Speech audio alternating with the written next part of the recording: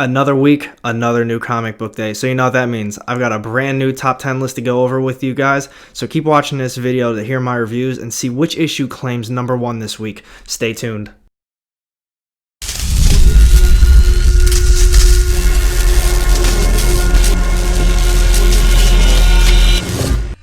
Welcome back, everyone. AR Comics here, and today I'm going over my top 10 list for New Comic Book Day, December 16th, 2020.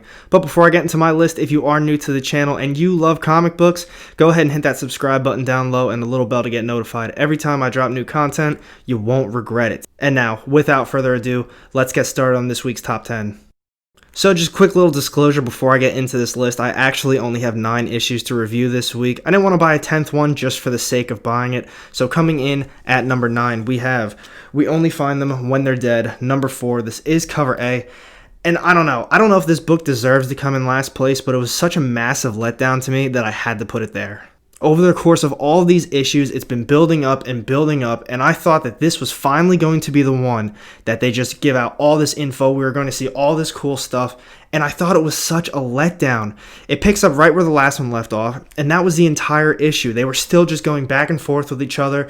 They thought they were going to get killed by the other ship, and the main character, he finally went out, and he wanted to see this god up close and personal, and I'm not going to spoil it, but it's just not what you thought it was going to be. It was a letdown, and it's basically back at square one where we were when this all started, and I didn't like that. I don't know if I'm going to keep going with this series. I really like the artwork. I still have faith in it. I think the concept is really cool, and I want to see what's going on. So for that reason, I might keep going on with it, but I don't know. Let me know down low what you thought about this issue, because it's just kind of boring to me at this point. So for those reasons, it's coming in at number 9.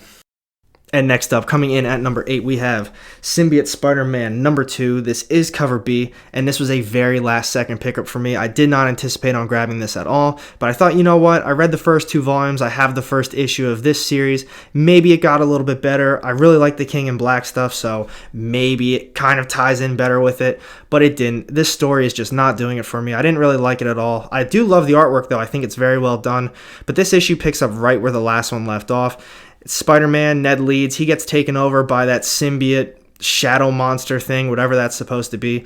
He went back to try and kill J. Jonah Jameson, and Spider-Man, as always, came and saved the day. Black Knight's got a little bit of stuff going on in there. I'm not going to spoil that too much, but overall, I really didn't enjoy it. I don't know why I picked it up. I shouldn't have, but for those reasons, coming in at number 8.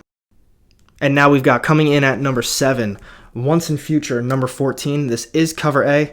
I thought it was a cool issue. Nothing too crazy happened. It was alright. But the one thing that I keep talking about is the artwork. I love everything about it. I think it's incredible. And honestly, it's the main reason I keep buying this series, because I'm not a huge fan of the medieval aspect to it.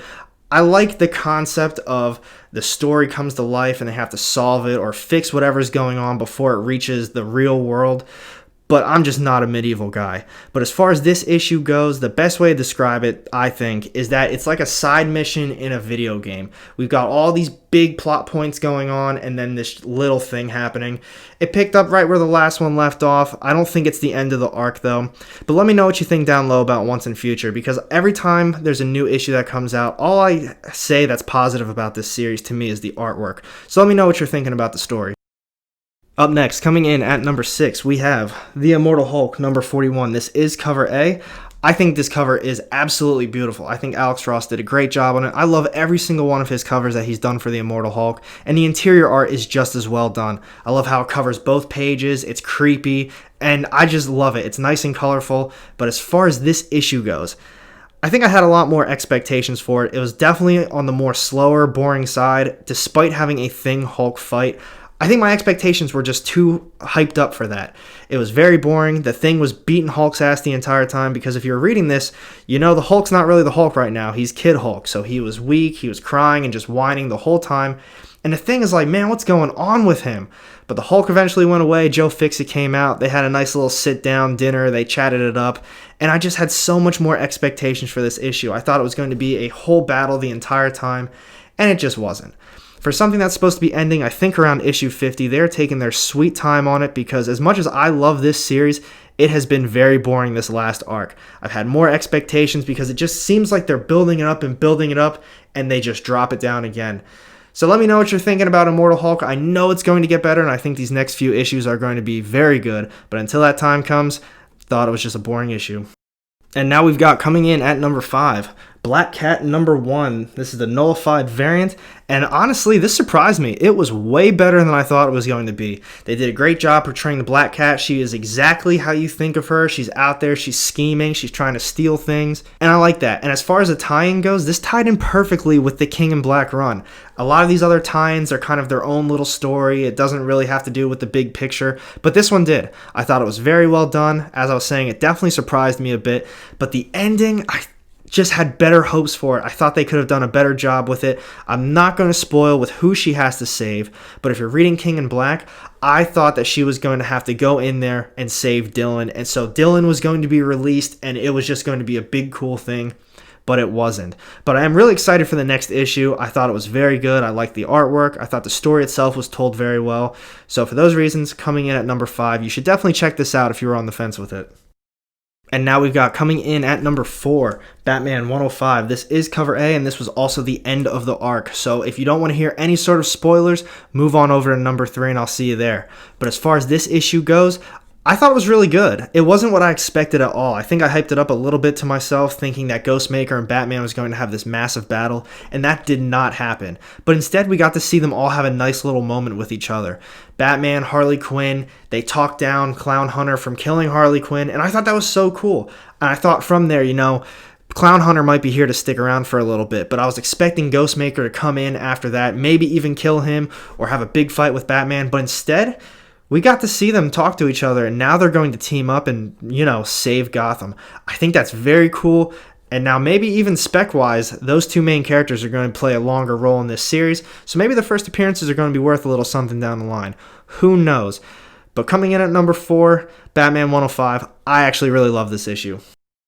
And up next, coming in at number 3, we have the Immortal Hulk, King in Black tie-in.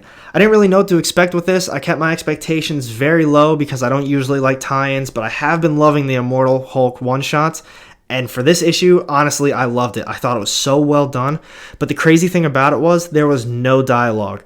The entire story was told with the artwork. And as you guys know, I love my art. If the story is okay, but the artwork is great, I'm most likely going to keep buying it. I'm looking at you once in future. But as far as this story goes, it tied in with it pretty well. It was still a standalone story. But Null's monster, he came down to Earth, he found Bruce Banner / Hulk, and he was chasing him around the entire time. So the whole issue was just Bruce Banner running away from this monster and trying to outsmart it and then eventually kill it. Thought it was very cool. If you are an Immortal Hulk fan, definitely grab this.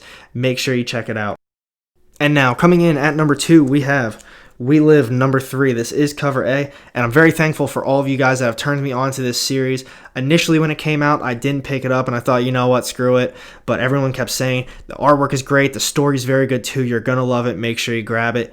I loved it. I love all these issues so far. Issue number 3 was very good in its own way. It was a little bit different, I felt, from the first 2. This one focused more on these monsters. I'm pretty sure they're called the Molders, and we got to see a little bit of backstory with them, how they kind of came about, the research that they were working on, and I felt like that was most of the issue. The kids were still trying to make it to the departure zone before the 5 days were up, and we did get to see a little bit about that, but they really focus on these Molders most of the time, and I can't wait to see where they go with this series. I'm hoping it's not a 5-issue run like a lot of Aftershock series are, but if you were on the fence with We Live, take it from me, this is definitely something you need to be reading. Check it out. I know they're a little bit harder to come by, but I think they do have second prints for the first 2 issues. I'm not 100% sure on that though.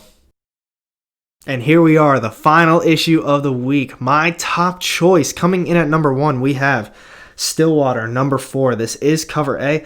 I loved this issue. I thought the series overall has been alright. I love the concept of it where they're in this small town. No one can get hurt. Nobody can die. And it's just been a little slow. It's been a lot of buildup. We don't really know what's going on yet.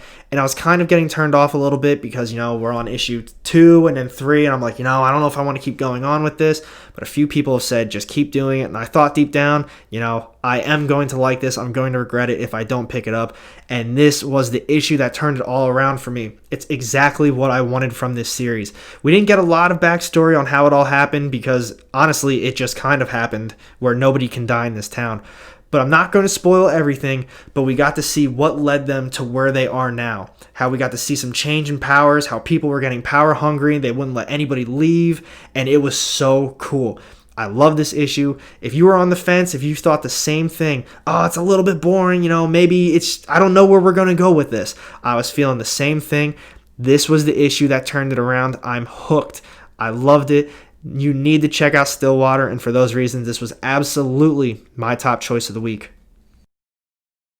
So what do you guys think? I thought it was an alright new comic book day. Outside of some of these top issues, I thought the rest of them were just alright. Nothing too special about them.